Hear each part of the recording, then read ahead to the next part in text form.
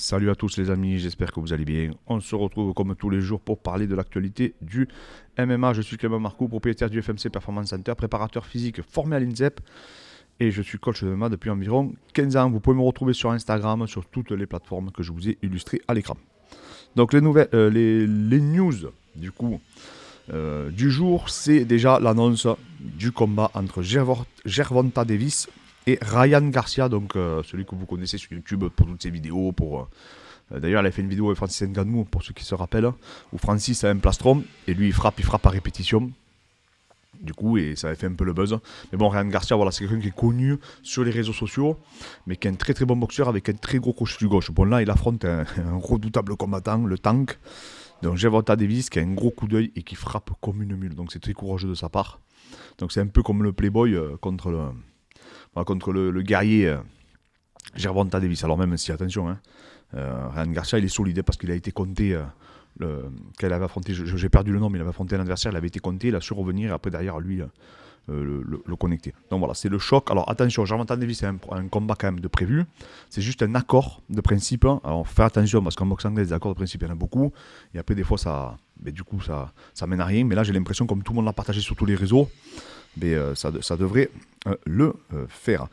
Une autre nouvelle sur le cutting. Ce coup-ci, c'est au ONE FC, les amis.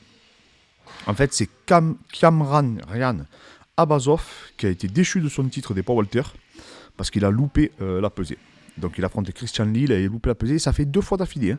Ça fait 2 fois d'affilée, et ça je n'avais pas suivi, mais même le vétéran UFC John Lineker avait également été comment on appelle ça, sanctionné parce que lui non plus n'a pas réussi à faire la pesée.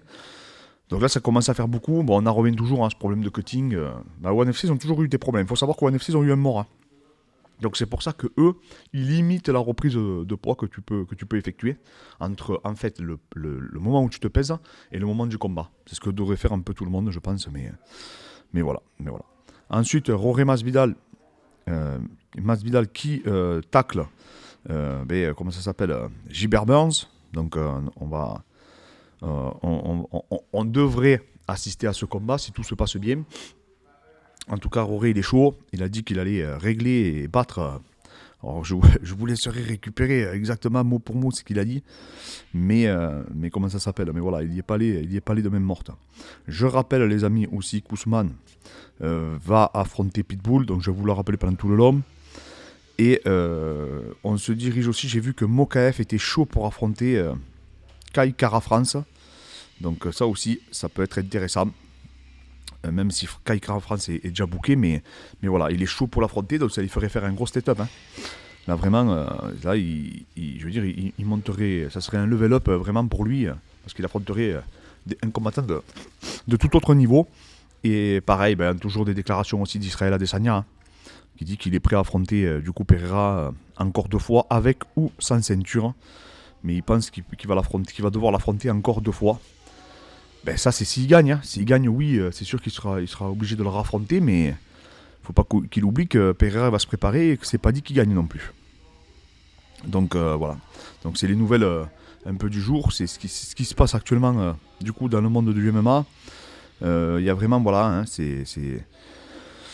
j'ai vu aussi que le médaillé olympique de lutte, donc David Taylor, je ne sais pas si vous le connaissez, donc j'avais fait, je crois, une vidéo sur le sujet. J'avais déjà parlé de David Taylor, fait toute la génération en or de l'équipe des États-Unis. Donc David Taylor, il a dit que, en fait, juste après les Jeux de 2024, il voudrait faire sa transition pour le MMA. Alors on a eu la même chose avec Schneider. Hein. Schneider, que je rappelle, avait été un des plus jeunes champions de l'histoire des JO. Il me semble, de mémoire, c'était 19 ans ou 21 ans, je ne sais plus exactement. Donc le rival de Sadoulaev.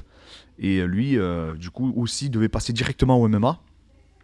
Mais malheureusement, ça ne s'est pas fait, donc il continue. Bon, il est toujours jeune, hein, mais on a eu pareil avec Jordan Burouche. Et lui, Jordan Burouche, apparemment, c'était le combat entre Robbie Lauer, il me semble, et je sais plus qui, je crois que c'est Rory McDonald, qui l'avait dissuadé de faire la transition dans le MMA. Et ça avait dissuadé aussi un autre combattant, dont j'ai perdu le nom, mais je crois que c'était un grappleur, qui lui également avait été dissuadé par ce match, parce que pour info, ce match, si vous voulez le voir, il est très très sanglant, il y a beaucoup d'engagement physique de part et d'autre. Donc c'est un combat très intéressant en MMA, mais en tout cas voilà, ça saigne et c'est très rude quoi. Même pour un public averti ou pour des fans de MMA comme nous, c'est pas des combats qu'on veut voir tous les jours quoi. Donc voilà les amis, donc c'était un petit tour de l'actualité comme d'habitude. On se retrouve demain, je vous souhaite une bonne journée à tous et je vous dis à très vite.